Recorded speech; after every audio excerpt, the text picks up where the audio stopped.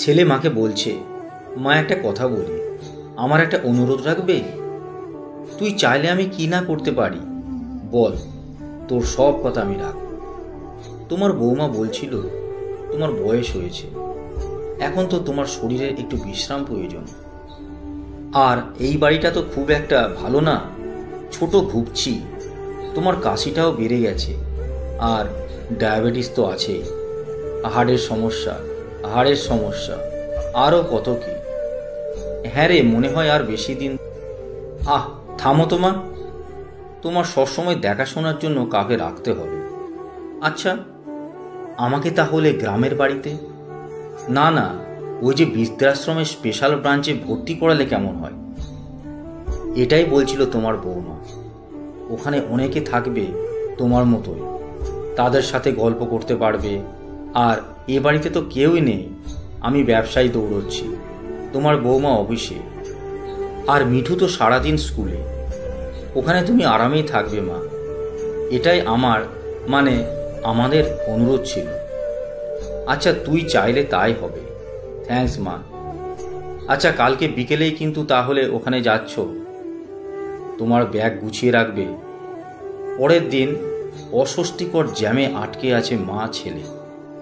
নীরবতা ভাঙালেন মা। বাবা, ওখানে আমাকে দেখতে যাবি তো? পারলে একটা ফোন কিনে দিস আমাকে। মা, তুমি ফোন দিয়ে কি করবে? ওখানে ফোন আছে তো। কিছুক্ষণ পরে একটা বাড়ির সামনে এসে গাড়ি থামল। বেশ কিছুক্ষণ নীরব থেকে এবার ছেলে বলে উঠল, নামো মা, এটাই তোমার ওই বৃদ্ধাশ্রম। বলছিলাম না তোমার পছন্দ হবে? তোমার জন্য দোতলার দক্ষিণের ঘরটা বুকিং করে দিয়েছি। টিং ডং দরজা খুলল। Happy birthday to you, happy birthday to you মা।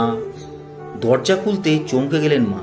আরে, ওই তো আমার একমাত্র নাতি আর বৌমা কেক নিয়ে দাঁড়িয়ে আছে। এত বেলুন আগে কখনো দেখিনি।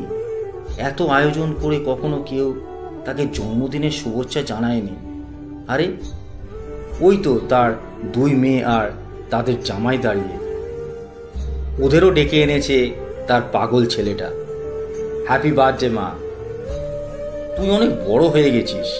মা কান্নায় ভেজা কণ্ঠে। কিন্তু এটা কার ঘর? বাড়ির ফলকে নাম দেখনি? বাবার নামে রেখেছি। মা, পুরো বাড়িটাই আমাদের, এবার তুমি আরামে থাকতে পারবে মা। তুই না, এমন কি কেউ করে? কান্না ভেজা চোখে জোরে জোরে মাথা নাড়ছেন, আনন্দে কথা বলতে পারছেন না। আয়োজন শেষে ঘুমোতে যাবে এমন সময় পেছন থেকে মায়ের ডাক। হাতের ব্যাগটা আতিপাতি খুঁজে একটা কৌটো বের করে ছেলের হাতে ধরিয়ে দিলেন। নে, এটার আর দরকার হবে না। ইঁদুর বিষ। চিন্তা করেছিলাম যদি বৃদ্ধাশ্রমে রেখে আসিস, তাহলে সেদিনই খেয়ে নেব। ধুর মা, কি যে বলো। এটাই তো আমি কাল রাতেই পাল্টে তোমার ক্যালসিয়ামের ওষুধ ভরে রেখেছি, তুমি ঘুমো। মার আজ আর কিছুই চাওয়ার নেই, আর কিছু না হোক তার ছেলেকে অন্তত মানুষ করতে পেরেছে সে। যাক, আজকের ঘুমটা সত্যি আরামের হবে, ঘুমের ওষুধ খেতে হবে না। প্রত্যেক সন্তানই যেন মা বাবাকে এভাবেই ভালোবাসে, এবং মা বাবার শেষ বয়সে যেন তাদেরকে বৃদ্ধাশ্রমে না পাঠায়। লেখা সংগৃহীত। ভিডিওটি আপনাদের ভালো লাগলে অবশ্যই লাইক, কমেন্ট এবং শেয়ার করতে ভুলবেন না কিন্তু।